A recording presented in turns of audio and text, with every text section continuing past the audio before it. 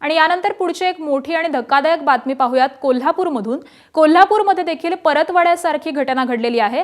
मुस्लिम तरुणाकडून तरुणींना व्हिडिओ बनवून ब्लॅकमेलिंग करण्यात आलेले आहे। आरोपी शाहिद सनदेला अटक देखील करण्यात आलेली आहे आणि 4 दिवसांची पोलीस कोठडी त्याला सुनावण्यात आली आहे। शाहिदनं 8 ते 9 तरुणींचे व्हिडिओ बनवल्याचा पोलिसांना संशय आहे। शाहिदनं व्हिडिओ आपल्या मित्रांना शेअर केल्याचं देखील उघड झालेलं आहे आणि आरोपी शाहिदचा मित्र हा सध्या फरार असल्याचं कळतंय।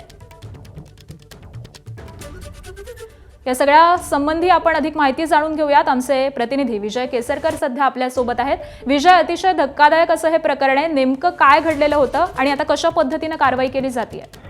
आकांक्षा अगदी बरोबर आहे। कोल्हापुरात हा धक्कादायक प्रकार आहे तो घडलेला आहे। पुलाची शिरोली म्हणून एक गाव आहे, त्या ठिकाणचा हा तरुण आहे आणि त्यांनी आपल्या मैत्रिणीसोबत प्रेमाचे संबंध निर्माण करून तिचे व्हिडिओ आहेत ते काढले आणि ते आपल्या मित्राला आहेत ते शेअर केले।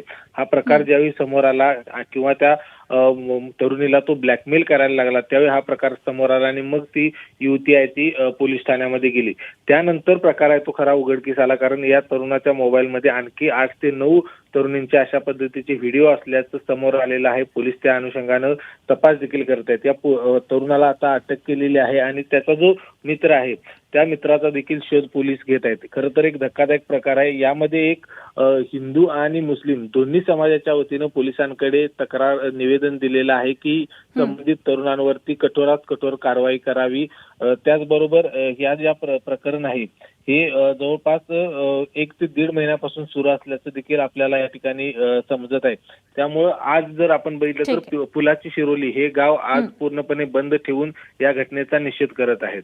बरं, धन्यवाद विजय या सगळ्या सविस्तर माहितीसाठी।